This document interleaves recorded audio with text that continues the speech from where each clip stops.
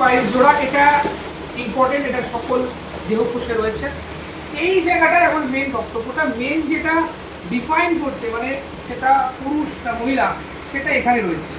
X x এই জায়গাটা হচ্ছে মহিলা বা স্ত্রীরা, এক্স ওয়াই এটা হচ্ছে পুরুষ, ঠিক আছে।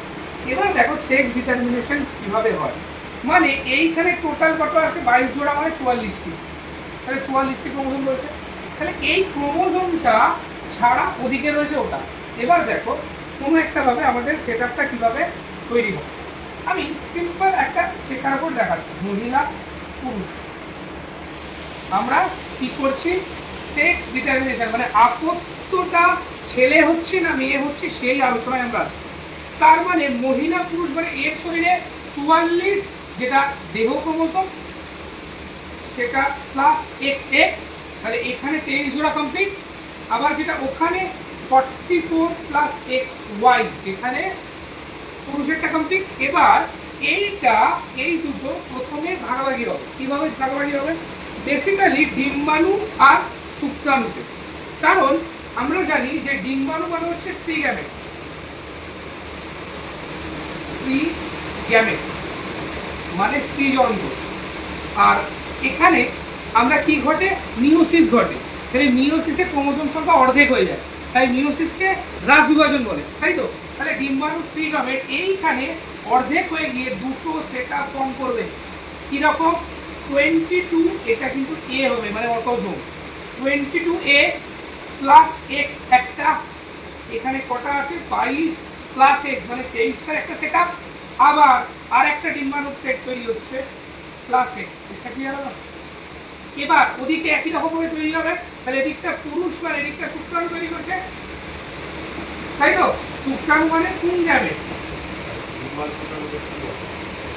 তোমার egg sperm, okay, male female gamete male gamete, clear. তাহলে এখানে দুটো সেট তৈরি হচ্ছে মানে এখানে 22A প্লাস এক্স আবার 22A প্লাস ওয়াই।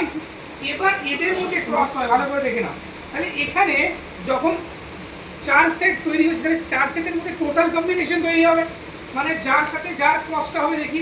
তাহলে এ কখনো এর সাথে ক্রস করবে, আবার এই একবার এর সাথে ক্রস করবে, ভালো করে দেখবে অ্যারোগুলো, অ্যারোগুলো কিন্তু ভালো করে দেখবে, ওকে।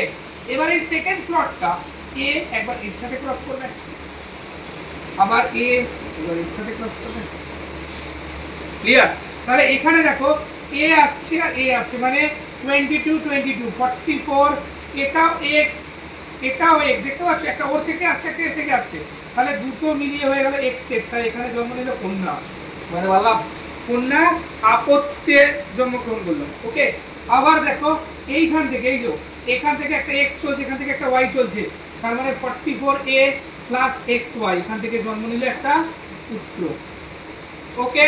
আবার দেখো অ্যারোটা দেখো, এখান থেকে একটা এক্স নামছে, এখান থেকে একটা এক্স নামছে, এটাও তার মানে 44A প্লাস এক্স এক্স, এখান থেকে জন্ম নিল কন্যা, ক্লিয়ার। আবার এগেন এখান থেকে একটা এক্স, ওখান থেকে একটা Y, 44A plus x Y, তার মানে এটা জন্ম নিল একটা পুত্র মানে সান। তাহলে দেখো যে আমাদের যে নর্মালি যে এটা সম্ভাবনাটা সেটা দেখো 50% কন্যা 50% পুত্র, এই জায়গাটায়।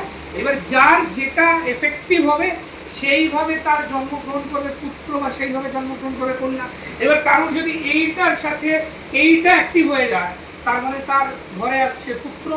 কারণ যদি এদিকের ডিম্বাণু পার্টের এক্স এর সাথে শুক্রাণু পার্টের এক্স দুটোরই এক্স কনফার্ম হয় তাহলে সেই পার্টে আসছে তাদের কপালে কন্যা। তাহলে এটা কিন্তু পুরোটাই ডিপেন্ড করছে এই টোটাল দেহ ক্রোমোজোম আর সেক্স ক্রোমোজোম কোন সেট থেকে কে এসে মানে ইন্টিগ্রেট হচ্ছে বা কোন জায়গায় কারা মিলিত হচ্ছে। এটা ক্লিয়ার না ক্লিয়ার? ক্লিয়ার। এই হচ্ছে আমাদের মানুষের লিঙ্গনিত। চলো দেখো তোমাকে একটা টাইম দেবো, একটা কথা তুমি ধরে আমার গাড়ি থাকে